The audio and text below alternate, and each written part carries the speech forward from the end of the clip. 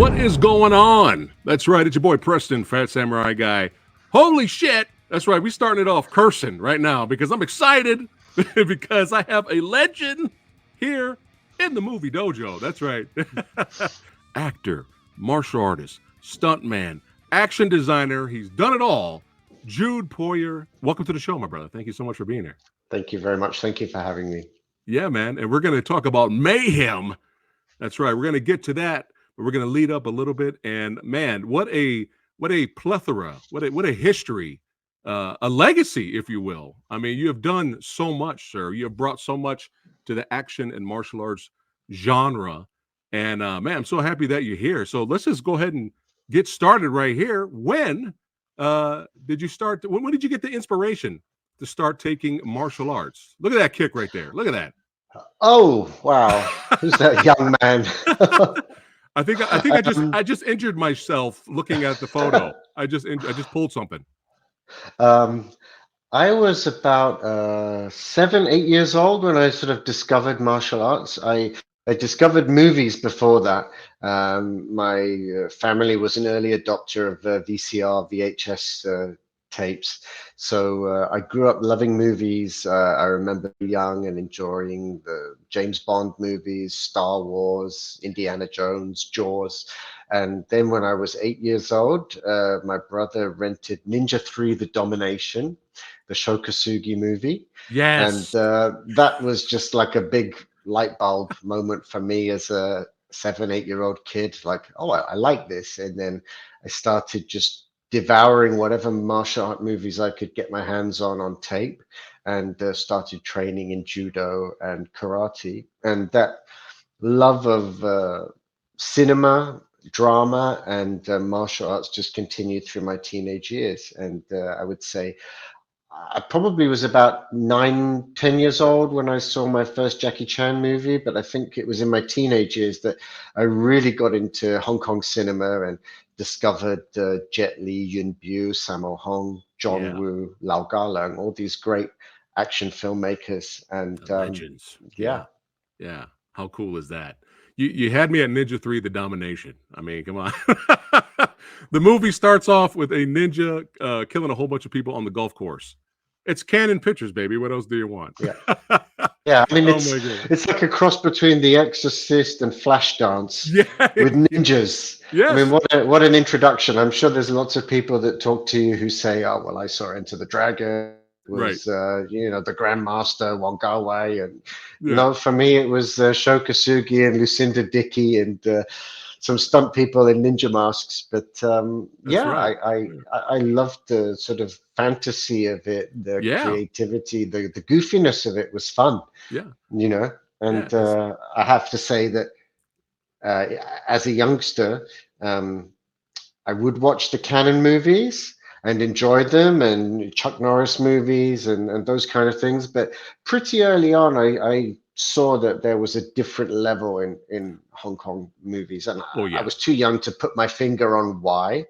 But, when you see a movie like Police Story, which I did when I was very young, I could tell that the action sequences were way ahead of the kind of fights we were seeing in America at the time. And in my teenage years, I think I was a bit of a snob with regard to like American action films, because now when I look at movies like Die Hard or The Last Boy Scout, I think they're superior to a lot of Hong Kong films of the time because they have much better cinematography and much better scripts. But they're kind of let down by their action, specifically the fights. Like, I think Die Hard is like a almost perfect action movie. It's so well directed. It's so well paced. You care about the characters. You understand the geography of the building. This is all things that the director and the scriptwriter have paid attention to. There's some really good stunts as well. But once John McClane starts fighting in that first movie, it doesn't really compare to the kind of thing that we were seeing in Hong Kong movies. I think Eastern Condors was the same year as Die Hard. Oh, wow. And you look at the sort of cinematography and the editing and the pacing and that Sammo Hung was doing at the same time. And action-wise, Hong Kong cinema was years ahead of Hollywood.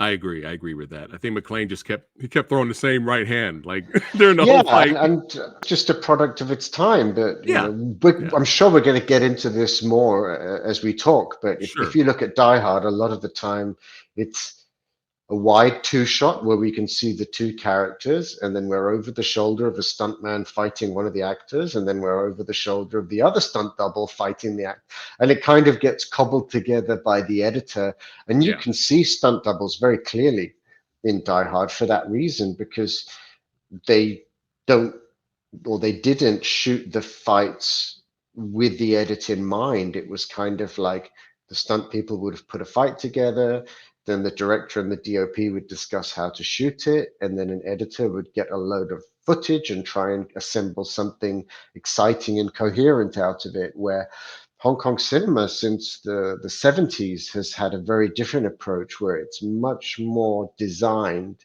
and they shoot specific shots for the edit, and that's why the rhythm, the drama, the clarity, the geography is just so much more clear. And of Oh course, yeah. it doesn't hurt that you had incredibly talented performers as well. Yes. You know, No. great screen fighters. Very well said. Very well said. I mean, Police Story is mind blowing. I just even till today, still Yeah. to today, and they keep homaging it, and it's okay. Bad Boys 2 did it. Tango and Yes. Cash did it. They're fun Yes. movies. I enjoy those movies. I love those movies. But I mean, there's just something about the original. You Yeah, just I mean, I can't beat it. watched, I revisited The Long Kiss a couple of weeks ago, Mm, and there's a shot in that which is very reminiscent of a shot in Police Story, and I'm sure that's not an accident. I right. think Rennie Harlan is paying homage to Hong Kong cinema because he did that. I think he directed one of the Nightmare on Elm Street movies, and that was Yes. Part very four. influenced, part four, and Yeah. that was very influenced by like Chinese Ghost Story and what Choi Hut was doing at the time.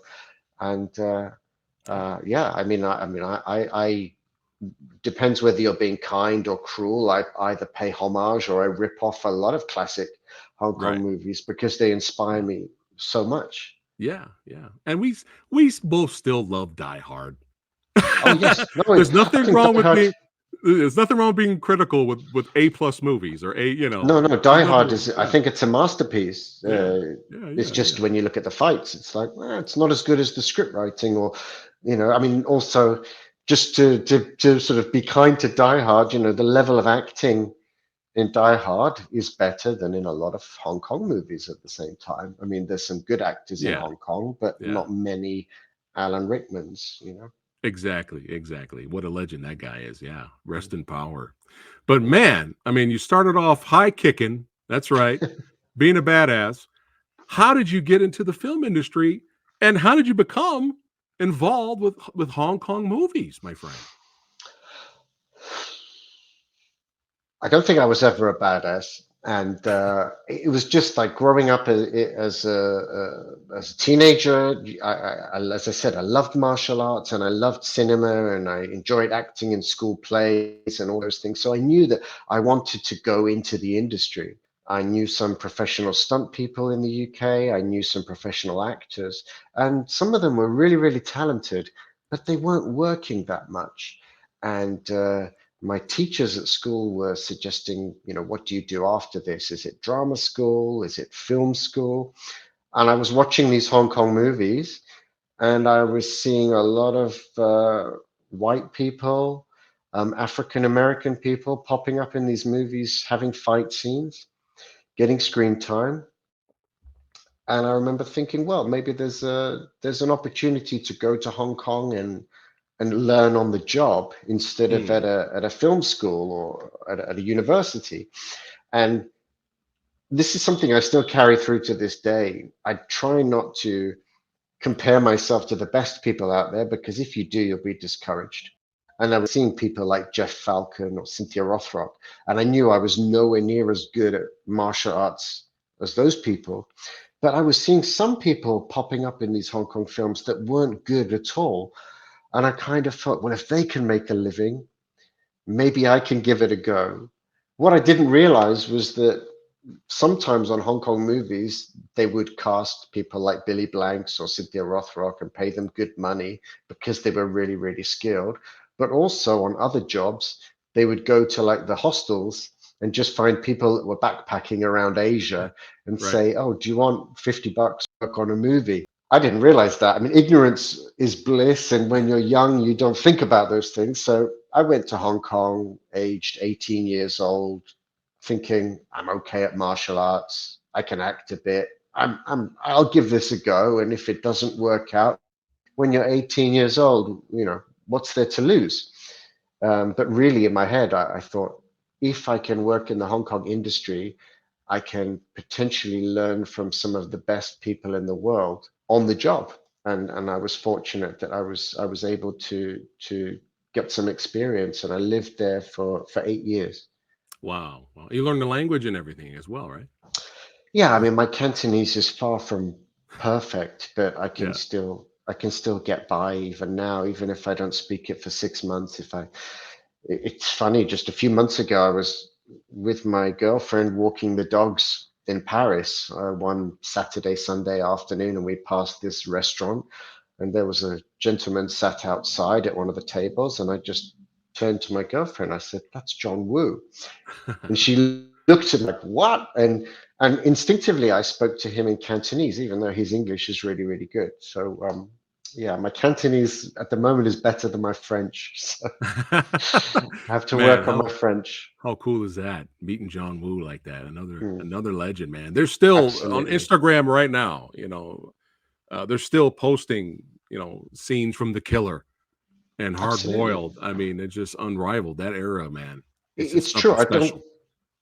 I don't think Hard Boiled has been topped. I mean, it's definitely top five action movies of all time. It might be my number one. Yeah. And if any of it looks dated, it's because it's been so influential and so many filmmakers took what John Woo did and were inspired by it. But I mean, it's a pretty perfect Yeah. example of what Pretty an much. action movie can A be. And plus. A plus.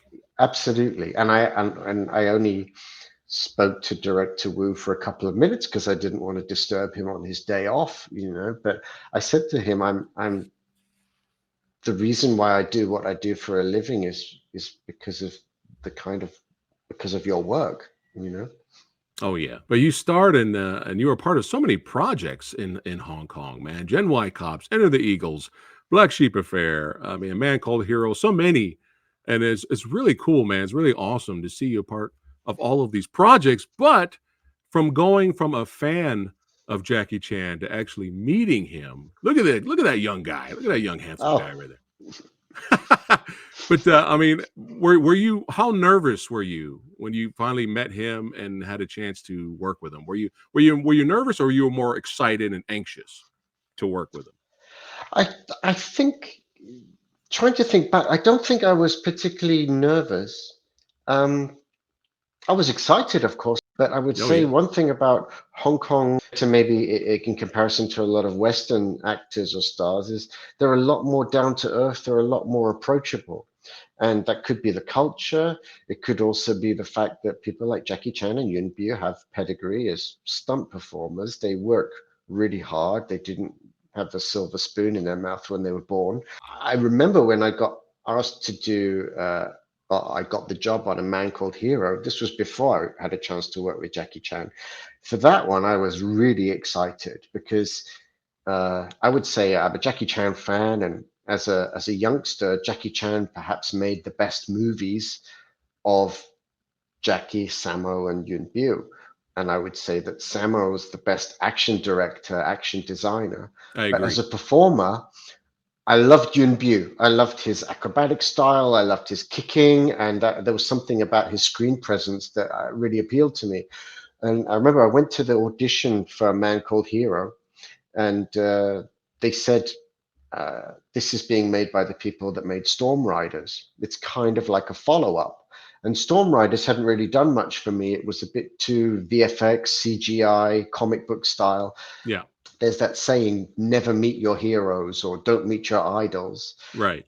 because often they'll disappoint you. I mean, Yun Bu, he was every bit the professional and the performer that I could have hoped, but he was also a really nice guy, Oh really man. approachable, really humble, and a great example. And I would say films I worked on in Hong Kong, although we shot that film in China, that one was probably the most special for me when I look back, because I got to do a little bit of acting. I'm not a good actor, but I've acted in a Yeah. Hong Kong film now, and then I got to fight with one of the best, one of my heroes. And Yeah. also, I got to experience stunts playing this character. So I got to be on a wire for the first time. I got to be on fire for the first time. Yeah. So firsts for me. So I'm very grateful for that Oh experience. man. What an experience, and what an amazing martial arts actor and legend in his own right. Yes. Filmmaker as well. Yes. Do you think do you feel, are you like me and feel that he's underrated? I think so. I think amongst the people that love action cinema and know Hong Kong movies, I wouldn't say Yuen Biu is underrated as a performer, because I Right. think people know that a great screen fighter, and also that he has doubled for, as a stuntman, he doubled for a lot of people, and he's doubled for Jackie. So Yuen Biu is like up there as a performer. And so I don't think he's underrated in that way, but I think maybe he doesn't quite get the due that's owed to him. I mean, I think Japan, he had a pretty big following, but Yeah. for some reason in the international market, Right. in maybe even in Hong Kong, he just didn't have that box office appeal. But no, I think one of the things about Yun Bu, beyond his physical abilities, he's a very likable persona, and I think it's a shame that that didn't travel too far. But I remember seeing him. This would have been around the time that, like, a lot of Hong Kong talent was working in Hollywood, like Chow Yun-fat, John Woo, Corey Yun, Jet Li. Yeah. I think Sammo Hung was making the martial law series. And Yun Bu said to me, "Oh, Hong Kong talent is really popular, and Hong Kong style is really popular in Hollywood right now. Why don't you go there?"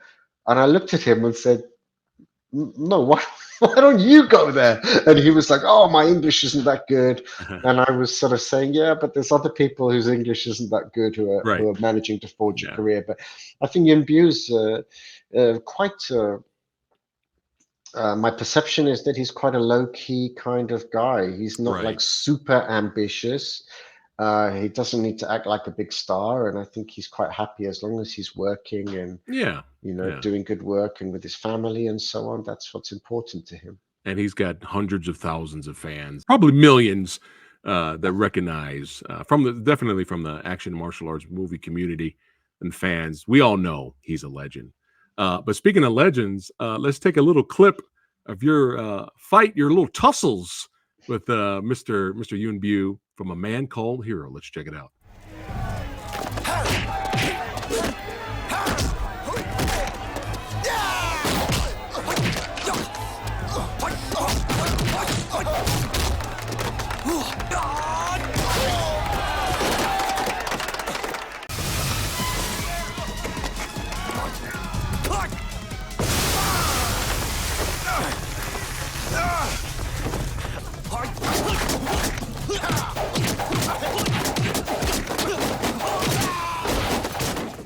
Dude, that explosion, man.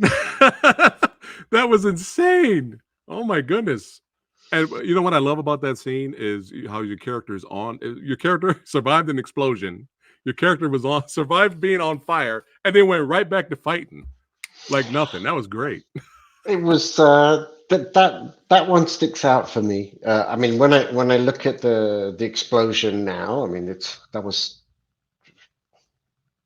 a long time ago. I think that was 1998. Yeah.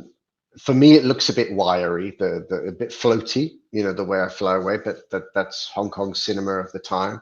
Yeah. Being on fire, that was my first time on fire, and I remember just before we did it, the director Andrew Lau said, "Oh, in this shot, I want there to be a little bit of flame on you." And the idea was that I would fall away from camera with my back to the camera, sort of land on my front, turn onto my back and put myself out. and I was wearing a leather jacket. And that was the extent of my safety. There was no fireproof undergarments. There was no Wow. cooling gel. And on the first take, I landed on my front, turned on my back, and I was trying to put the flames out, and they just wouldn't go out. So I started to roll, and they went cut, cut, cut, and they put me out. They didn't have a fire extinguisher. They had an old Hessian rice sack that had been dipped in water. That was what they put me out with. And they were like, "Why did you start rolling?" And I was trying to explain that I couldn't put the fire out. And the way they set you on fire for that is they use rubber cement, which Oh, is very flammable, like a glue. And I've got bare skin. If this stuff's on fire and I touch it like that, I could have the burning glue on my hands. But I didn't want to come across as like some cocky little kid from the UK that's telling them it's not safe. So I was like, okay, yep, I'll do it again. I won't. And I just rolled my sleeves up like this. And that's why I'm trying to put the flames out and they yeah. wouldn't go out. And in the movie, when you see me standing up, that wasn't part of the action. That was because the crew could see the flames were getting out of control and they just like went, whoa. And so I got up and they put me out. And then we had to continue with the fight scene. But you know, Yeah. nobody was hurt, Yeah. and it's immortalized on film, so it That's was right. worth it. I mean, this already, this image right here, I already have anxiety looking at this image right here. And speaking of stunt work, what's like the craziest stunt you've ever done, either in Hong Kong or outside of Hong Kong? It's difficult for me because I think like Hong Kong stunt people are among the best in the world. And when I look at the work that's been done in the industry in Hong Kong, and then people call me a Hong Kong stuntman. Of course, I'm proud of that title, but I feel a bit of an imposter because I don't think I did anything that came close to that. And there are stunt people out there that have done really incredible things. Maybe it's the one from a Man Called Hero. Maybe that's the one. Being on fire. Yeah, I would say since then I've done quite a lot of work with fire Yeah, and things that have been bigger and more impressive right. and also a lot safer. So, you know, but Exactly. as a job, I'm very happy that that I got to experience that movie because, like I said, there was fighting and stunts, Yeah. and also, yeah, after that movie, I worked on another film for the same director called Wesley's Mysterious Story, which was an Andy Lau film, and I was hired just as a stuntman on that, and I was quite touched by that because the movie was set in the States and they were filming a lot of it in Hong Kong, so they needed a Caucasian guy. But it was quite nice to be hired as part of the stunt team as opposed to as an actor who's doing some stunts. Yeah. Yeah. Yes, but Hong Kong for me was a great education to see how action can be done and to Yeah. work with some of the masters. Oh yeah. Well, like you said, it's a badge of honor, right? It's a badge of honor. Right? A Man Called Hero, is that your favorite Hong Kong project you were a part of? I think as a working experience, yes. Yeah. I Nice. think uh, as a movie, it's not great, but a lot of the projects I worked on in Hong Kong weren't actually that good as movies, but even some of the ones that were very bad movies, I treasure them for the experience. There was a director I worked with on, I think, 3 or 4 projects called Aman Chung, and he directed a film called Fist Power with Chiu Man-chuk. And it's not a great movie, but it's got lots of fighting, Oh yeah. and they shot the whole movie in 13 days. You No. know, yeah, and Chiu Man-chuk is just an incredible screen fighter, an incredible martial artist. So, to even if the fights aren't great, for me it was a great experience in terms of like pressure. We've got 9 hours to shoot this fight sequence, and maybe there's 50 or 60 camera setups, and you've got to perform and you've got to take hits. And so, as a learning experience, they were great. I think I learned more about action filmmaking working on low budget Hong Kong films, movies like A Man Called Hero or working with Jackie Chan on The Medallion. Because when you're working on a small movie, you really see about shooting specific shots for the edit or making the best of the limited time you have. And yeah, it's working with some amazing people. And also, even though someone like Chiu Man-chek is a big star in Hong Kong and China, again, he comes to set with no ego, and it's just about getting the job done. I remember the last couple of shots of our fight scene. I get kicked and I roll down a steep hill, which is concrete, and I end up rolling onto a gutter and getting killed. It lands on my neck. Now, when we did my little roll, Chiu Man-chek had already finished for the day, so he could have gone home, but he stayed to hang around at the bottom, holding one of the crash mats for me to roll into. Wow. You know, and I think that was probably the first day I'd met him. You know, that's that kind of attitude of like a star, but also a martial artist, a team player. Really, really great experience. Yeah, I'm such a big fan of Vincent, man. He's so good. He's so good. But man, how was it working with Jet Li and Hitman? You know, I think I was like 19 years old when I worked on that, and wow, that was kind of surreal because I was a big Jet Li fan and posters of Jet Li on my bedroom wall back in London, and now I'm on set working with him, and I'm supposed to be this focused professional. Yeah, I mean, to be honest, when I think back on it, I think I was very green, I was very inexperienced, I could have done a much better job. But yeah, I'm super grateful for that opportunity, you know, to share some screen time with one of the great martial art actors. Any crazy or fun or exciting stories filming The Medallion? I love that picture, by the way. The Medallion was, it's very disappointing how that film turned out, but there was a lot of fun working on it. I mean, I think at the time it was the biggest budgeted Hong Kong movie ever, because Jackie Chan was having success in the States and international market with movies like Rush Hour. I think Emperor Group were like, we are going to make a Hong Kong film, but we'll do it English language, and then it will sell internationally, and it will be as if it's a Hollywood movie. It was great. I mean, I worked on it in Hong Kong and in Thailand, and for the Hong Kong work, there was an interior of a hospital which was meant to be in Dublin. That we shot the fight, and Sammo Hung was directing that fight sequence. So nice. I'd worked for Sammo Hung previously on Knockoff, but again, for me, he's like one of the best action directors out there, especially for like contemporary style action. He's a big influence on me. So to be working on a Jackie Chan film with Sammo Hung directing the action unit, for me, if I stop and think about it, I probably panicked. You know, it's a bit like when I was doing A Man Called Hero and I was fighting Yuen Biu. There was a moment where he was chain punching me in the chest, and we were doing very long takes because Andrew Lau liked to shoot the fights in masters, so like the whole fight from the beginning to the end. And I said to Biu, just hit me, please make contact, because that way you know I'm going to react. And I was wearing a pad, and he's punching me, and I'm feeling these punches. And I remember I had like a slight sort of out of body experience where I was like, the prodigal son is using Wing Chun punches on you, you know? And so yes, but you have to focus and be a professional and not be a fan. But of course, I am a fan.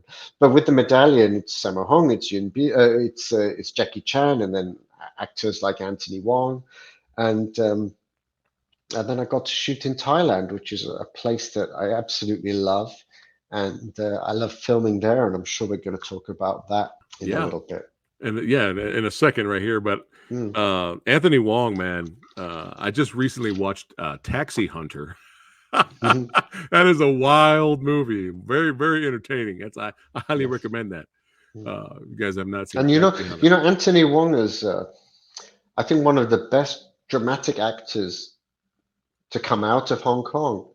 But a lot of people don't realize he's a legit martial artist. He's been studying Tai Seng Pak Kwa Kung Fu, which is a kind of monkey style, for years and years, and he's really, really good. And I think it's only in the last decade or so that he started to show martial arts on screen. And I Yeah. remember asking him about that, and he was kind of like, Kung Fu is for me. It's not to do with my work. And I respect that. But Anthony's a legitimate martial art practitioner. Oh yeah. Oh yeah. And you know, the outside of the Yip Man franchise, Mm, his Yip Man movie is good. It's great. mm, You know, and it's legit. It's a lot of people's favorites. They put that over some of the other side right. Yip Man project Mm, films. Yeah. But yeah, he's great. And oh man, Prodigal Son. Prodigal mm. Son, it might be top 5 or top 10 for me. Martial arts Yes. movies, man. It's so good. It's so I mean, good. what I love about Prodigal Son, I mean, there's lots of things, but for me, Sammo Hung is a big inspiration and influence because if we talk about like these days, I'm doing more action directing or choreography, action design. I really like fight scenes to feel like fights. Hmm.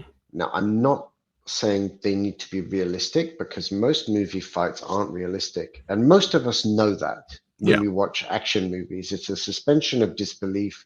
We know it's not documentary realism, but I like it to feel like a fight within the world of that story, of that movie, or of that TV show. And in Prodigal Son, they're using classical kung fu. Nobody ever in the millions of fights across the human history, nobody ever had a real fight like that, that lasted more than 10 seconds. Yeah. But we suspend our disbelief. We enjoy it for the spectacle, for the great techniques, but also you feel that those characters hurt each other. Yeah. And that's one of the things I love about Sammo Hong's work is whether it's a pure kung fu movie, a fantasy film, or a modern day action film, his action is hard hitting and there's intent. I watch a lot of movies, a lot of series, and sometimes I see choreography and it really bugs me because I see choreography. I see actors or stunt people trying to remember choreography, but forgetting to tell the story of Mm. people trying to hurt or, Yeah. people with bad intentions towards each other, and that's something I will, when I'm choreographing on a project like Mayhem or Gangs of London, I have my team with me and they're an integral part of the process. And Chris Webb, who's like my right hand man, sometimes we'll be putting something together and we'll watch it and I'll say, does it feel like a fight? Does it Mm. feel like and it's kind of like if he goes, yeah, bro, it feels like a fight, then I go, okay. Doesn't have to be realistic, but it needs to feel like a fight. And Exactly. and you look at Sammo Hong's work, normally, unless he's going for real broad comedy, Right. it feels like a fight. Yeah. Pedicab driver. I mean, look at the fight scenes Absolutely. in that. It's insane. Mm. It's insane. But speaking of insanity, how was it working with Van Damme himself? That's right. That's right. The muscles from Brussels. How was it working with him on Knockoff? It was an absolute pleasure, again, it's like a surreal thing. I had a Bloodsport poster on my bedroom wall when I was a kid, Yeah. and I would Classic. watch his movies and Yeah. I would stretch and I would try and do the splits. And then I remember I'd been in Hong Kong, I don't know, maybe less than a year. I got a message saying, oh, there's a casting for a Van Damme film. And I thought, I don't stand a chance because they will want guys that are 2 meters tall and bodybuilders. But no, this movie was knockoff. Choi Hak was directing, and they needed a load of guys to play Russian mafia. I'm sure if they'd filmed the movie in Bulgaria or in the States, I wouldn't have had a chance because I was like 19 years old, little baby faced kid who had to very quickly grow a beard to try and look older, you know. But it was an amazing experience, really. I mean, I love Choi Hak's movies. I've watched, Zoo Warriors, Chinese Ghost Story. Again, Sammo Hong was directing the second unit. And there was a lot of real Hong Kong stunt talent working on that film. So Yeah. Mars was working on that movie as a stuntman, Benny Lai. And no, it was a really special experience. And Yeah. I have to say, Van Damme was like super approachable, super nice. Uh, I had to like leap on him and I'm trying to strangle him. And Mike Miller stands up and is trying to slash Van Damme with some sharp glass. And Van Yeah. Damme grabs and pulls me in. Well, I've rehearsed the action with Van Damme's stunt double, Alex Kozaliki. And Jean-Claude Van Damme had been watching. And then he came over and said, okay, let's do it. And on the first take, when he pulled me, I accidentally hit him in the chin with my elbow. Oh. And I thought, that's the end of my career, you know. And on cut, I said, "Oh, I'm really, really sorry." And he said, "Don't worry." He said, "Just be careful next time." I can promise you, I didn't hit him again with my elbow, you know. But just a nice person to work with. And what's kind of surreal to me is that that movie we shot in 1997, and then I think 21 years later, I'm working on Gangs of London. And Xavier Gens is one of the directors. Xavier Gens, who directed Mayhem. Xavier worked on Knockoff as well. He was like I think he was an assistant to one of the producers. We had been on the same set together, but Wow. we'd never realized. And Wow. You've come yeah, full circle. Come full we've circle both now. come full circle. Yeah. How cool is that? How cool is that? But this kind of took me off guard here. And I was going through your resume. What is this show? Because I see some familiar faces. This show right here. Ah, Spirit Warriors with Benedict Wong, who's on fire. You may know him from Doctor Strange, everybody watching right now.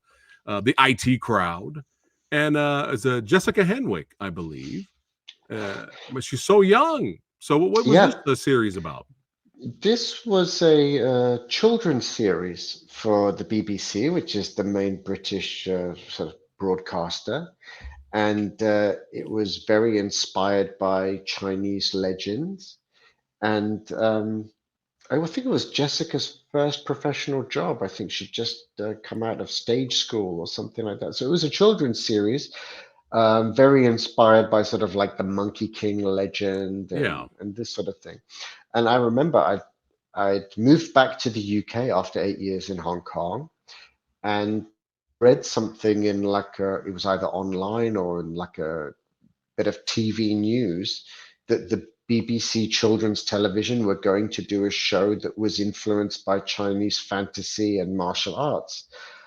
And I thought, oh, I think that sounds like a job for me. And I saw the name of the executive producer, who was also one of the directors, and the BBC have a certain format for people's work email addresses. So I just wrote I essentially cold called and said, "Excuse me, you don't know who I am," but I presented myself and said, "If there's any kind of role that I might be suitable for on this show, I'd love to speak to you about it." And the email reached him, and we came in and discussed things. And it was, it's very tame by the TV standards of like Gangs of London because it was made for a children Yeah. audience, Yeah. but it was very much, it was nice to bring, a little bit of flavor of like Chinese Ghost Story and Zoo Warriors into this show. And Oh, that's great. Yeah, that was fun. I was just like, what is this? Because I recognize those two actors. How cool is mm, that?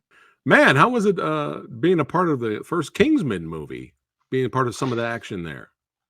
um, I would say it was actually a really, really informative experience, a great experience. I mean, Brad Allen, who I knew from Hong Kong, we worked together on the Medallion. He was part of Jackie Chan's team. Brad became a very successful and competent action designer and action director. And he was in the UK and he messaged me and said, "I'm doing this film. Are you interested in coming in and working as a performer?"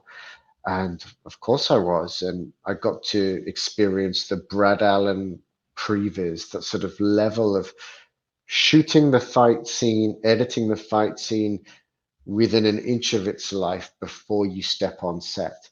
So I got to work as a performer for a few weeks on the previs on Kingsman. And then for the church fight, for instance, I think there was 8 days of shooting.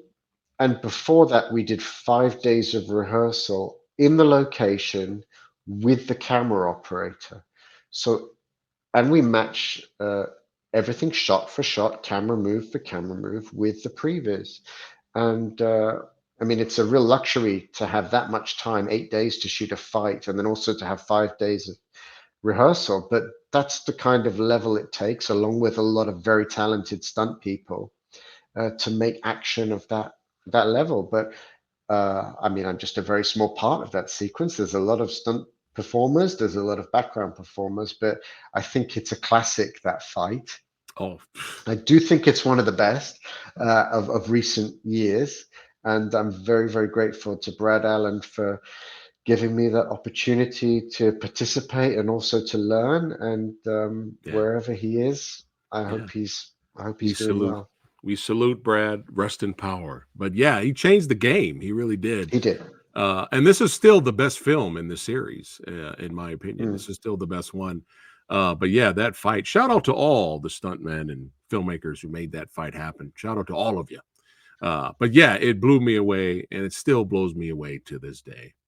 But again, man, you are on fire, on a roll, being a part of other projects that I've enjoyed a lot, especially the Autopsy of Jane Doe. Man, it's cool to see you part of several horror projects as well.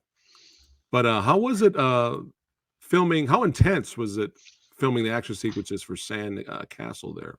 Sandcastle was a challenge. I mean, I've worked in the Middle East quite a bit, and I've worked in Jordan quite a bit, and I love working there in terms of the locations are beautiful, and the Jordanian crews and local actors and stunt people, they're really good people.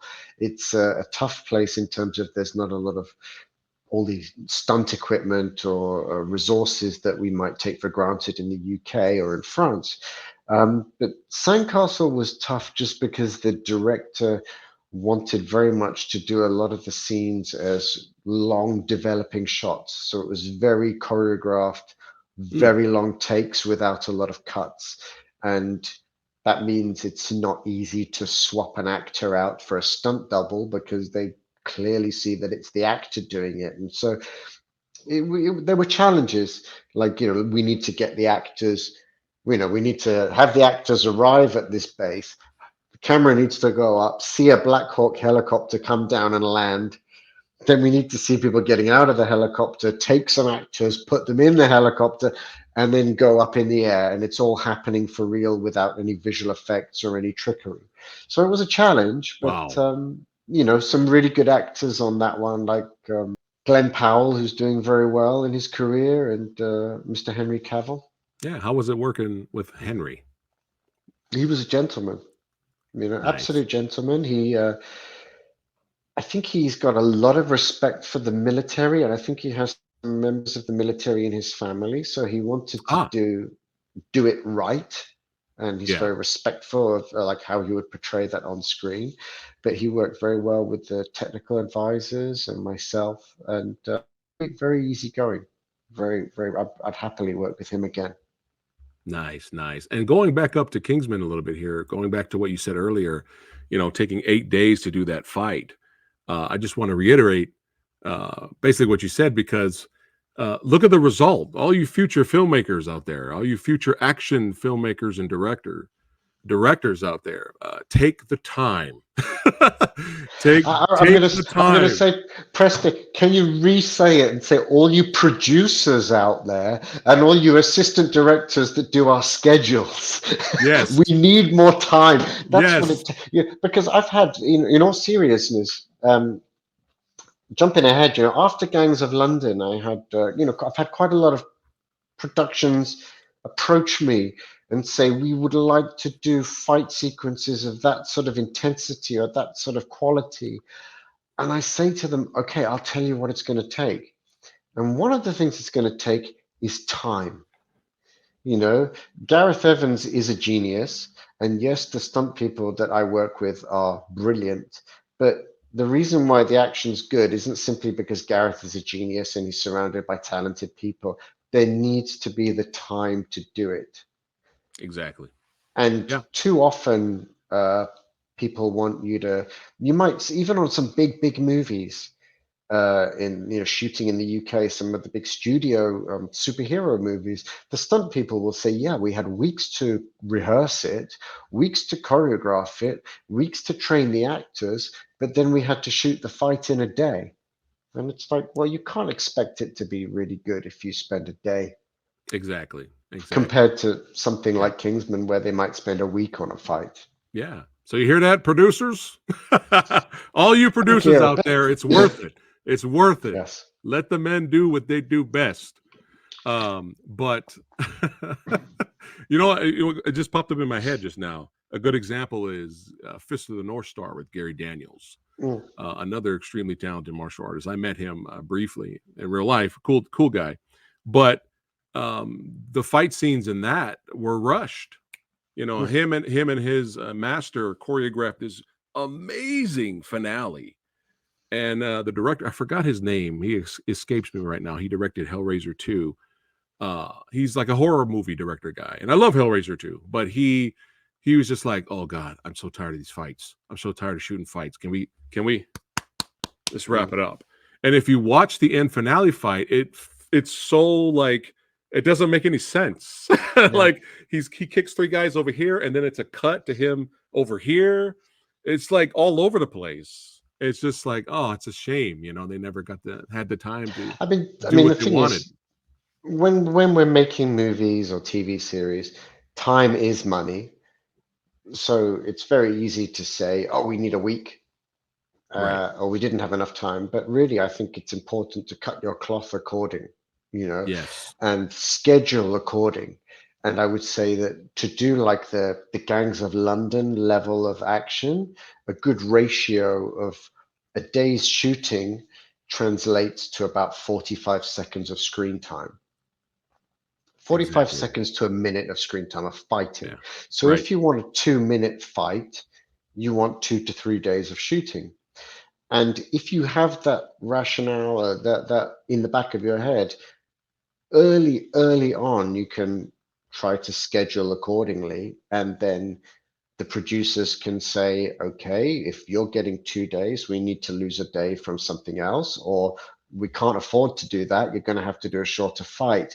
But I'm much more interested in quality over quantity. And Xavier and I had worked on Gangs of London together. So when he was prepping and scheduling Mayhem, which I may refer to occasionally as Farang, because that's how it's known in France. So in my head, it's been Farang for 2 years. He would say to me, how long do you need to do this fight, Jude? And I would say, okay, 2 days, 3 days. And then he was able to say to the producers, okay, you can have this many minutes of high quality action, and you can spread them out, across the movie like so. That's how you do it. So, perfect. Yeah, it is. For me, I would rather watch a movie that's well made that has a good 2-minute fight scene than watch a 5-minute fight scene, which is just a bunch of choreography and bad camera choices. Exactly. How was it working with Mr. Batista over here in Final Score? The real remake of Sudden Death, in my opinion. That's true. Anyone else said that? Am I the only guy? Has anyone else said that? Yeah. He's a gentleman.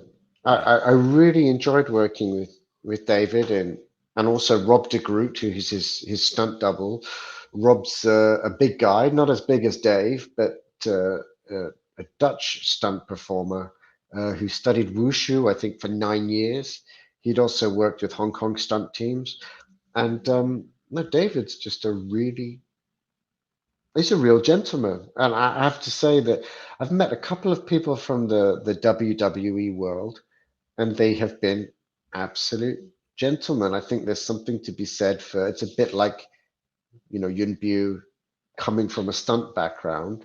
I think some of these people that are in positions as actors and as stars, but who understand hard work, they can keep their feet on the ground and be gentlemen to work with. And Dave is one of those guys. He's got a sense of humor. It's a bit dry, but he's respectful to people. He's polite and he enjoys and he cares. I remember we were showing him some of the choreography, and it's very normal if you work with a star, you show them the choreography and they may have input. And if you work with some actors, they can overanalyze, or they just don't want to look bad because of their ego. Dave was the opposite. We had a fight between him and Martin Ford. I don't know if you know who Martin Ford is, but Martin. Dave's a big guy. Martin towers over Dave. Yeah. And when we showed Dave the choreography, we had him quite heroic. And he sort of was quiet. And he looked and he said, no, no, no, guys. He needs to treat me like a piece of shit. He said, the audience is used to seeing me being the bigger guy. Now they get to see me get beaten up. And Dave wanted to look like less of a hero. Yeah. And he was absolutely right and super cooperative, but he understood his audience and he wasn't afraid to make himself look weaker. Yeah. Where you'd be surprised, I hear stories about actors that are unable to divorce the character from the persona, from their persona. And if the character looks weak or vulnerable, they think somehow it reflects badly on them as a human being. Go figure. Yeah. Yeah, go figure. But yeah, everybody watching this video right now, hey, please go out and watch Final Score. Ray Stevenson, rest in power. He's a great villain in it. I mean, it's when I watched it, I was like, oh my God, they made a 90s action movie like today. Yeah. It's like even has a 90s style hip hop song in the credits. I was like, dude, this is fun. Yeah, Final Score was a lot of fun. It was a blast for sure. What are the positives and some of the negatives on being a part of a huge, big budget projects like Star Wars and Transformers? What's the good and the bad with that? On those movies, I have to just say I was just a stunt performer and I just worked a couple of days, so I don't have great insight about those particular ones. But I can say on those big movies, there's budget.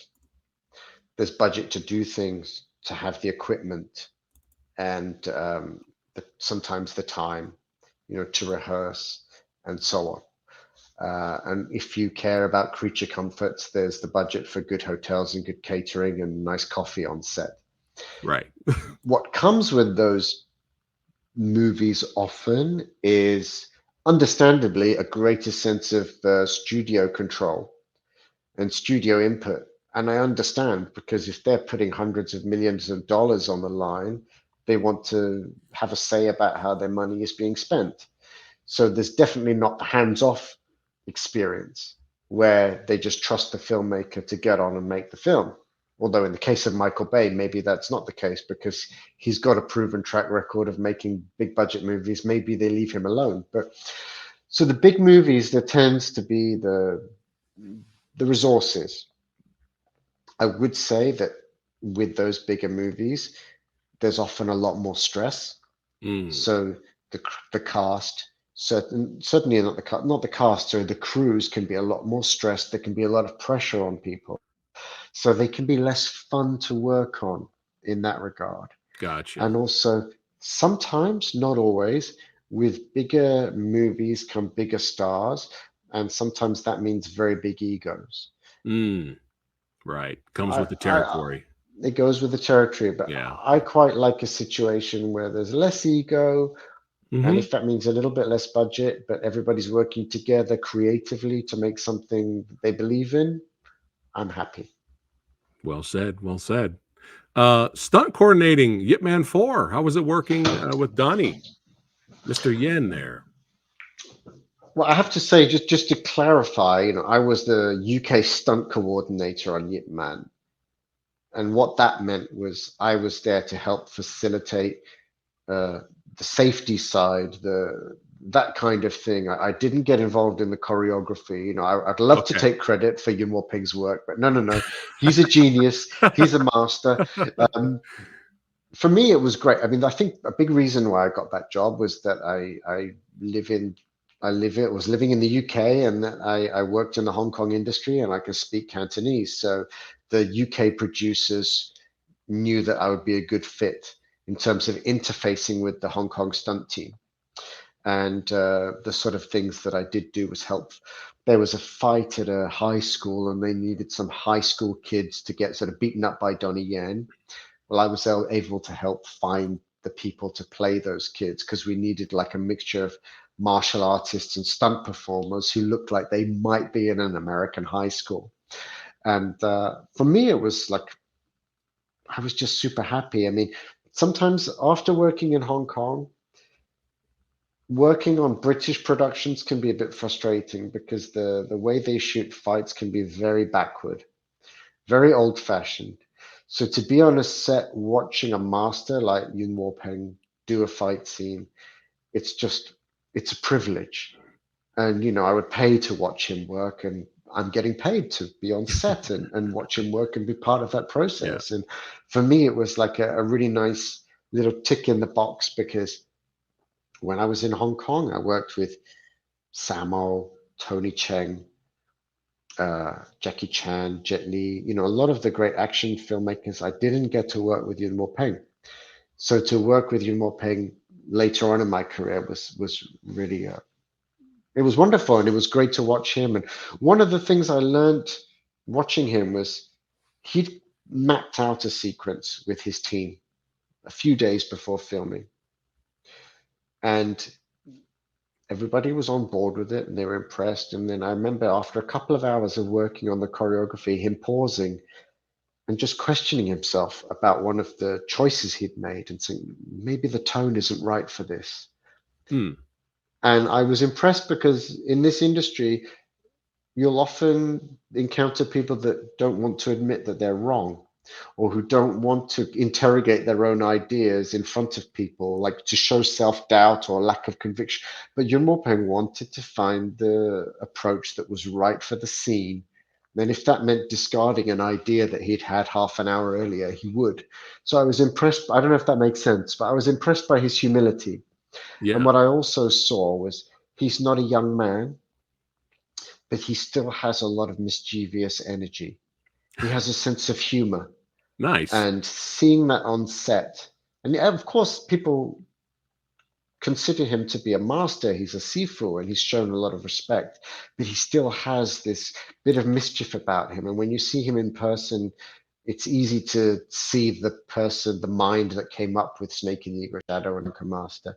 And I would say that Master Yuen Woo-ping is a very young old man. And I think those of us who are fortunate enough to live to an old age should try and keep that in mind, is to stay young. Oh yeah, oh yeah. Well, I got the gray hair. I can't deny it anymore. But yeah, I'm a big kid at heart. But that's awesome, man. Just being a part of a Yuen Woo-ping project like that, and I love the fight with Mark Strange. I've had him on the show a couple times. That guy's great. But yeah, right now, I mean, look at this. Yes, being a part of these projects right here, man. The horror action thriller Apostle with Dan Stevens, the critically acclaimed Gangs of London, and everyone's most highly anticipated action thriller of the year, Havoc with Tom Hardy. Man, how was it being a part of these projects and working with the legend of Evans? The legend of Evans, Mr. Karen. I really do think Gareth Evans is a genius. I think he's an incredibly talented filmmaker, and not just for action. I think he's a master of pacing, a master of suspense, and he's also a really decent human being, and he's become a very good friend, and someone I'm very, very grateful to know, aside from my work life. And I I don't want to lay it on too thick, but I consider myself incredibly fortunate that I get to work with some of my closest friends and love, Gareth being one of them, also members of my stunt team. Um, super, super lucky. I remember when I got contacted about Apostle, I remember where I was. I remember the phone call, and this voice said, "Oh, we're making a movie in Wales. It's for Netflix, and it's for Gareth Evans, who you may have heard of." And I was like, "Whoa!"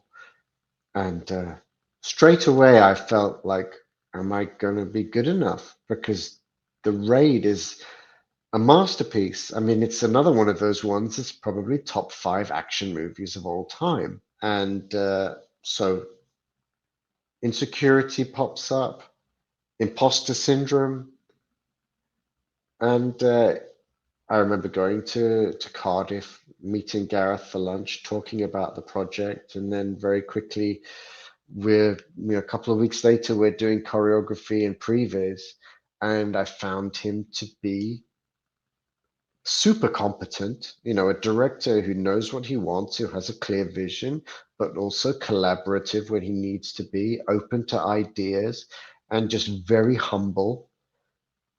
And I wouldn't say an easy person to work with, because he wants to do good work, and he sets high standards for himself and the people he works with, but a pleasant person to work with.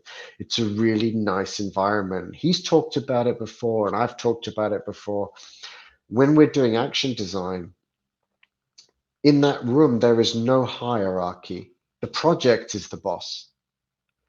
And Gareth might have an idea, and one of my stunt people thinks it's not credible, and he will just say, or she will say, actually, have you thought about this? And we all work really, really hard to shoot down each other's ideas until we find the ideas that stick. And because it's such an ego-free environment, we have a fun time doing it, and we feel like we're being really, really creative. So I enjoy the previous time the most, because that's real creative, collaborative time, and I get to work with some really, really nice people like Gareth. Oh man, he is he is a legend, has done it all. And again, we're dying over here for Havoc, man. Like, big huge shout out to Sonny Pang. He's been on the show several times. I keep bugging him, man. He's like, he's gonna block me. He's like, hey, Preston, stop. Preston, I love you. You're my brother, but I can't say anything yet. But yeah, hey, in the future, Jude, come on back. We got to talk Havoc when that comes out. But yeah, man, I'm going to show everybody watching right now a little clip behind the scenes. And thank you so much for sharing all of these behind the scenes and previs clips that we're going to show you guys. Here's a little tidbit for all of you Gangs of London fans. It's a shame the children are not with her.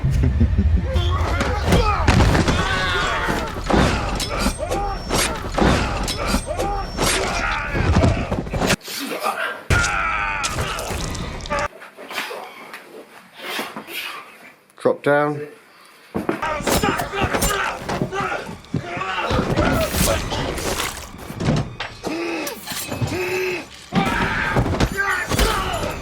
And then I'm up here on James. And James, you're just going to drive him to a snow. 3, 2, 1, drive.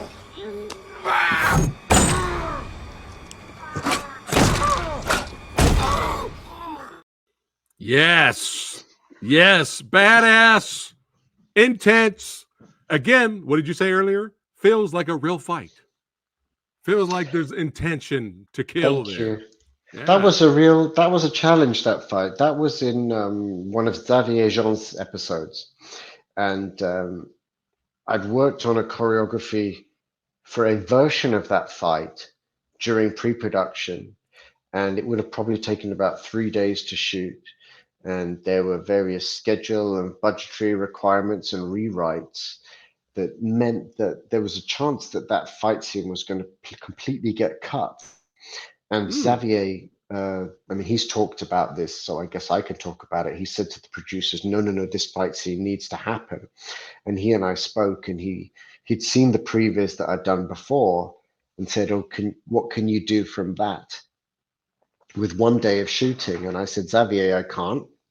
We're going to have to come up with something new, and I will try and design something that can be shot in 1 day. We talked about character. We talked about emotion. And I said, what needs to happen in this sequence? I asked him what needs to happen, and he said, Luan, that's the gentleman with the beard. He said, Luan's family is in danger. He's fighting for his life, but also the life of his family. I want to see the animal come out of him. And yeah, that was, I would say, that was the beginning of a very fruitful, wonderful, creative partnership and friendship with Xavier Jeans. And I think we were both quite happy with what we achieved in 1 day of shooting. and he was able to use that as a template for Mayhem and say to the French producers, okay, there's a way of working that you guys may not be used to, but we're not going to shoot the fights like the way they're normally shot in France. You know, not much time and a bunch of master shots, and then the editor cuts it together. He says, I want to use this English guy who works with Gareth, who's worked with me, and he's going to previs the fights, and then we will shoot the previses shot for shot, edit for edit. And Xavier was a real champion of that because he'd done action before. But I think working on Gangs of London, he saw how Gareth likes to work, how I like to work, and he could see what you get if you follow this model of a period of action design and then a very specific previs, which is essentially like a video storyboard, but it's something we follow pretty religiously when we shoot. That's pretty awesome that the action of Gangs of London led to Mayhem. Look at that. Absolutely. That's pretty cool, man. How awesome is that? But yeah, the beast was unleashed in that scene for sure. But speaking of beasts being unleashed, Mayhem, baby. Oh my goodness.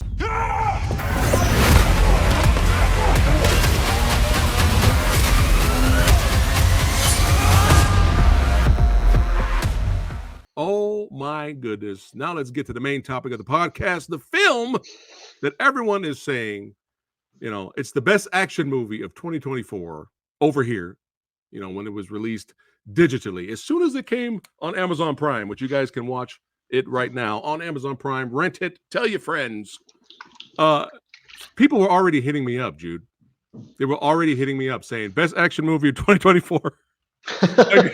like soon as it came out digitally, people were already watching it. Maybe it's just like best action movie so far, you know, first week of the year. Like they were just going crazy. So I mean, it just shows how well done the movie, you know, is, man. It's so good. You know, when I reviewed it here on the channel, I gave the action and the stunts an A, baby.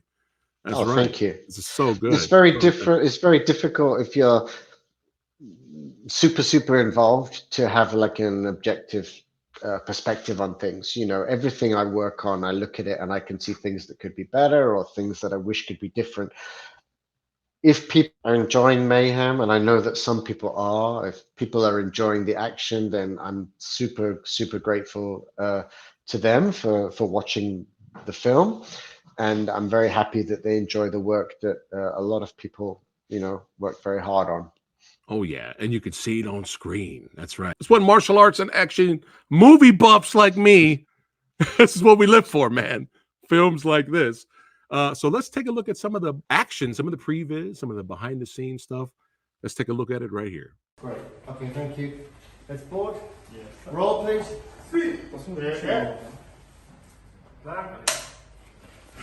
And set. And 3, 2, 1, action!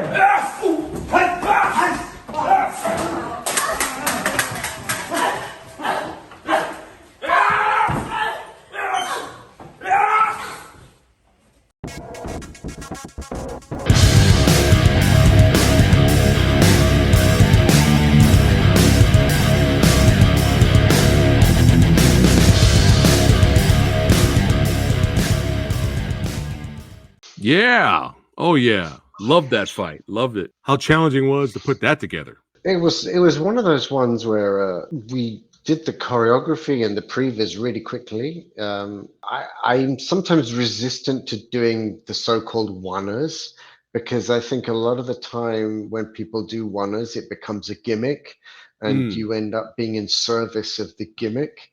And I think that can be distracting from, once again, it feeling like a fight. And the examples would be one-ers where you can tell that stunt people are waiting. You can tell that the actors and the stunt people are holding back because they're trying to remember a minute's worth of choreography and you lose the danger. But this was a pretty short thing. So when we put it together, myself and the action design team, it was like, okay, let's try and keep it all in one shot right up until the moment where it's a shock moment, where a meat cleaver goes in a woman's throat. And it's hopefully a shock to the audience, but also it's a shock to the main character, Sam. So choreographing it, shooting the previs was quite easy. And then on the night, I think we did 17 takes just to get it right. And, sometimes it would be I was in the wrong place with the camera. Sometimes, Nassim would lose the knife as he was taking it off the stunt woman. But I think after 17 takes, we were quite happy. And it was a tough one for the stunt people and for Nassim because, as soon as we've got a take, we'll watch the playback and we're like, okay, let's go again. Let's go again. Yeah, and credit to the Thai stunt people because they are absolute warriors. And credit to Nassim if he wasn't in such good shape and if he wasn't a real martial artist. I think he would have struggled with that. And by real martial artist, I mean he can dig deep because he's been a fighter. Oh yeah. He's not, I'm an actor, treat me with kid gloves. He wants to get in there and he wants to get the results. Yeah, for sure. And sometimes real fighters that have competed in the sport, sometimes it's hard for them to transition to movie fighting. Yes. It takes a while. Yes. But Nassim, shout out to Nassim, baby. Shout out to Nassim. You killed it, brother, and the Thai stunt team. Big shout out. For sure, yeah. For sure. I mean, think about Nassim. He's really fought, but he's also had a bit of action experience before.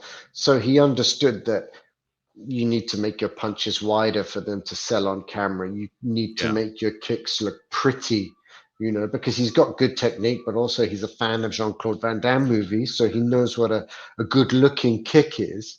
And, I'd be saying to Nassim, because he came from a kickboxing background, he would stand very tall the way kickboxers do, using their lead leg, their teep to keep. And I would say, Nassim, drop your weight, deepen your stance. That looks more powerful on camera.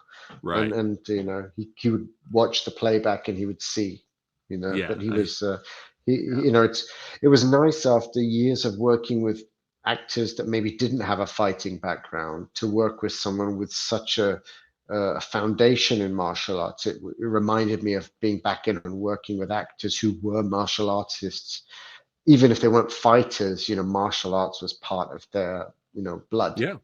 Yeah. He killed it, man. Hard work pays off. Yes. Everyone involved, man, just did a phenomenal job. Let's look at some more. Man, this is another one of my favorite fights in the movie. How long did it take to put this previs together? I can't remember. I think we did like 3.5 weeks of previs in the UK for the whole movie. I mean, this was very much a pandemic experience. So, Xavier was doing prep in Thailand. He couldn't be with us in the UK because there was all kinds of lockdowns and then quarantines. So, that right there. This was so good. Oh, so good. I remember when we were shooting the previs and I just had this idea because Xavier was in Thailand and he was sending me photos from the locations and saying what could happen and where there could be props and bits of furniture. And I just remember thinking this could be a really exciting, sexy shot to have a camera inside this glass cabinet and follow this guy as he falls through. And I remember thinking, it's kind of an abstract out there shot. It might be the kind of thing a director will push back on and go, whoa, that's crazy. But Xavier, if he feels it's right for the project, push back on it and he will do everything to make it happen. And we were able to figure it out how to do it properly because it's easy to do it with cardboard boxes. It requires a bit more work to do it with sugar glass and balsa wood in Thailand. And it was so brutal. It's such a brutal scene, and I love how you called it sexy. That's great. That's great. But I got a chance to interview Ron Schmorenberg last year, and that was like one of my best interviews. He's a great dude, extremely talented. But I love how you had him, doing these knees on the bottom right here. Ron was giving these knees, just digging in. That was great. Well, it's one of those things that I don't, like I said, I don't think what I do is realistic, but I like to use techniques that may be grounded in reality sometimes. And Giving somebody a knee when you're on the floor, that's the kind of thing that people that watch UFC will recognize. Yeah. You know, sort of dirty but legitimate techniques. Yeah. And it just felt right when we were choreographing. I'm just going to give a little shout out to Rajab Hassan, that's playing the Sam character, who's taking the knees there, a brilliant German stunt performer. Nice. And that's Andy Taylor playing the role that ultimately Ron would play. Andy Taylor's an English stunt guy who's worked in Hong Kong a lot. The first time I worked with him was on Blood the Last Vampire in China. Nice. Yeah. I think in 2008. Both great stunt people, and they were, really wonderful when we were doing this previous. Oh yeah, and let's take a look at that sexy shot again here. I mean, look at this. Like, oh, it was so brutal in the movie. Oh, so good. So good, man. And that right there is just brilliant. Oh man, dude, were you a kid in a candy store, Jude? Well, the thing is, coming up with these awesome things. It's Xavier is one of those directors that is so enthusiastic and so ego-free that he wants to bring out the best from his team, and he encourages people to give ideas and be creative, and then he will filter it down to what works for his movie. So it wasn't like my stunt team and I shot a bunch of previs and just said, Xavier, that's it. Right. We would send them to him for his feedback and for his notes. But most of the time, he was just really, really happy, enthusiastic with what he was seeing. And he's not one of these. Sometimes you work with directors that have to change something just to show you that they're boss. In the same way that if you're a fight choreographer, sometimes your stunt coordinator has to change something just to show you that they're above you. I try not to be that way. If a member of my stunt team gives me a bit of choreography that's I think is better than what I've just come up with, I will use it. And that's my job, is to do what's best for the film. And Xavier, if I show him something and I go, hey, what do you think? If he likes it, he will do everything to try and make that possible. Nice. And I did feel like Kid in a Candy Store, because also, if you do this kind of choreography in most, let's say, British or American stories, it's too martial arty or it's too fanciful. But we have a lead character who's a martial artist, and we're in Thailand. So if the characters are using martial art techniques and doing jump front kicks to the heads of their opponents, it suits the world. So for me, when Zav first told me about the story for Mayhem and that the character was a martial artist, and I knew that I could work with Thai stunt people, I was super excited. That's awesome. That's awesome to hear. Shout out to the director, baby. That's right. Shout out to Xavier. Shout out to Ron Schmerenberg for Yeah. ultimately playing the guy that's, I mean, Ron face planted through a sugar glass cabinet. I mean, that's a tough stunt, and he did it like a champ. Oh yeah. Oh yeah. Yeah. He is another legend for sure. All right, now we're taking a look at the corridor fight. 3, 2, 1, action. Very good. Yeah, so that's Nassim doing a bit of rehearsal, like a day or two before we started shooting the corridor fight. And I like to rehearse the stunt people and the actors on a shot by shot basis, so they understand what's going to be required for them shot by shot, just like when we shoot the fight. So we're really following the previs, and they understand where the overlaps are. Yeah. Where's the location at? What is this? Where is this at? This was some kind of factory or warehouse in Bangkok, former factory, and it provided a few places. So in the movie, it's the place where they arrive on the jetty by the water. That's actually the building that's there. So, okay. This location provided various places. Nice. Look at the face, Jude. Yeah. That's what I'm talking about, man. Knows how to emote. You know, He knows how to emote, and also because we previs and we know on a shot by shot basis what we want, we can say to the actor, for this shot, it begins here, it ends at this point. They can look at the previs and understand, and they know where they need to be energy-wise, psychologically at that given moment. If you shoot fight scenes in the traditional American style of master shots with 5 different cameras rolling, the actor doesn't know what camera they're playing to. And sometimes that's good for drama, but for this kind of stylized fight scene, you want to know where the camera is at any given moment so you can sell the technique, so you can sell the look. And Nassim, I think, really enjoyed doing this kind of action because he hadn't done it that way before. Nice. Yeah. You don't want to mess with this guy. No. Actually, he's a real sweetheart, though. He's a good guy. Nice. And you can see just in the background there the guy with the long hair and the mask, just there in the vest. That's Charlie, our Thai stunt coordinator, and he features in the elevator fight. Charlie is a brilliant stunt coordinator, actor, martial arts performer, and he was a real asset to the film. I had 2 great stunt coordinators on this film. I had Charlie and I had Olivier Sarr from France. And Olivier was responsible for teaching Nassim the fights and preparing him for the role. Man, shout out to Charlie and Olivier, man, for sure. And you had some badass female fighters. We as well. certainly did. Stunt women, man. Shout out to them too. Yeah, I mean, this was very much equal opportunity kind of show. I love it though. I love it. Like, you want all villains to get it, right? You want, absolutely horrible people, male and female, but they're horrible criminals and villains. They all getting it. That's absolutely. It. That's how nobody gets treated gently in this movie. That's right. That's how it should be, man. Ooh.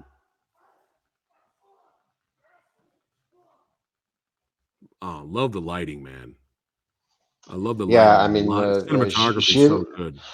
Gilles Porte, the DOP, did a great job working with the gaffer Gregory, giving it this look. I mean, Mayhem's not the biggest budgeted movie, but it doesn't, I think, have that straight to video look that a lot of movies of this sort of budget level have. Oh no, this looks phenomenal. Cinematography is so good. So good.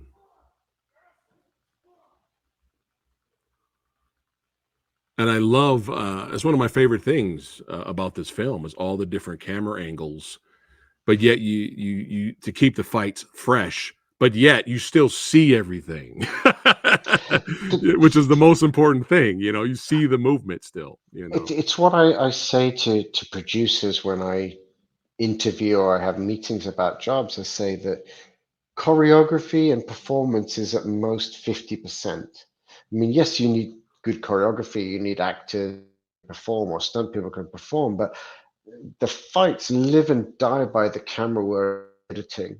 I mean, the sound design as well, but there are so many movies you can probably think of them. I know I can. I know a lot of stunt people and fight choreographers can think of fight scenes where the choreography was good, where everybody on the day did a good job, but the people who filmed it and the people that edited it just made a meal of it. Snake eyes. Yeah. Okay. I mean, Kenji Tanigaki did choreography and action design for that, and he's one of the best in the world. Yeah. Waste. I don't imagine if the action's not good, it's not going to be because of Kenji. No. Kenji's brilliant. And yeah, so I'm a big believer in previs, and then if the producers or the director wants to change something, change it during the previs, refine the previs, but when you get on set, try and shoot that previs. And I like where it's appropriate, I like the camera to be another participant in the fight. So that means if it's static, like on a shot like this, and lets you see the action, fine. Yeah. But then on the continuing shot, the camera's following the stuntman down to the ground and coming back up. I just want there to be an energy to it which is in sync with the choreography. So that poor guy, I think a few seconds later, he gets his head slammed into a wall. You know, the camera dances with him. Yeah. I love that. And that's certainly something that I learned in Hong Kong. Brad Allen did it very well. Gareth uses the camera really, really well. And it's almost like they're making the audience part of the fight. But I want the audience to feel involved. Yes. And speaking of feeling involved, this right here, man, this part of the movie, this fall, wow, it blew me away right in the beginning of the movie, man. I was like, wow, that was insane. How'd you pull this fall off? It wasn't super difficult to do. It was quite simple. It involved some good stunt rigging and a little bit of visual effects. And again, a bit of forward planning. But I felt that it's such a critical moment in the movie. I mean, spoiler alert, Sam unwittingly kills somebody, and that's the reason why he has to leave France and end up in Thailand. Yeah. And I thought this has to be dramatic and we need to see it. And I talked to Xavier about, okay, let's try and see this man falling to his death in one shot, so it feels like an unbroken shot, and hopefully the audience is like, it's an important moment. That was and me. I felt I felt like, holy shit. I felt we could go to slow motion because it's a dramatic moment, and the fact that we were shooting slow motion also made it possible to do it safely. Yeah, phenomenal stuff. Thank you. Keep the action going here.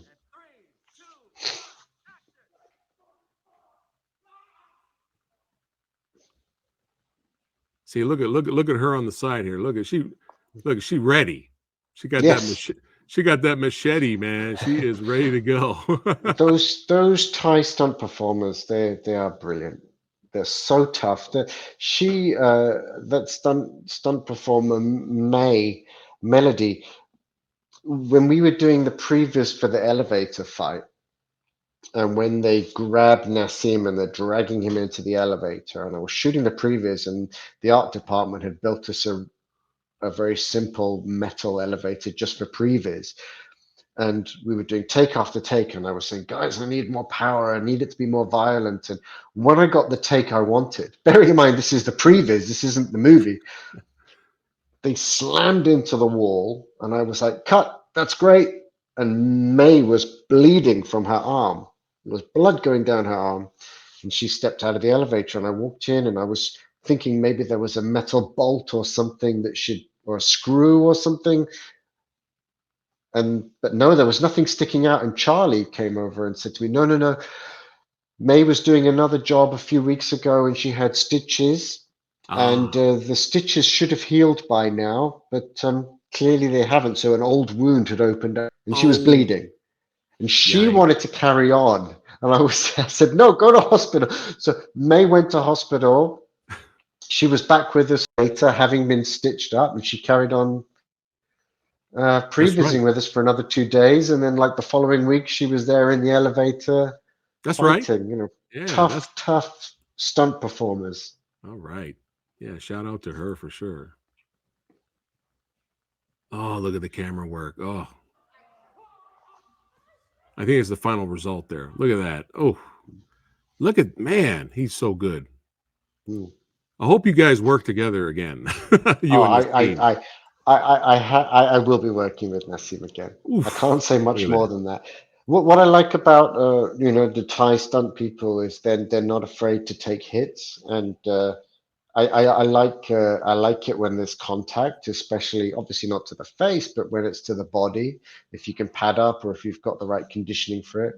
And as long as the camera shows that connection, I like to see the contact. And that's definitely, Sammo Hung's influence. Oh yeah. And I see you put the camera down when he fell there to follow him.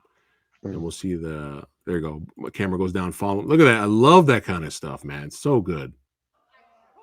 Boom. Let's get this kick right here. Oh, love it.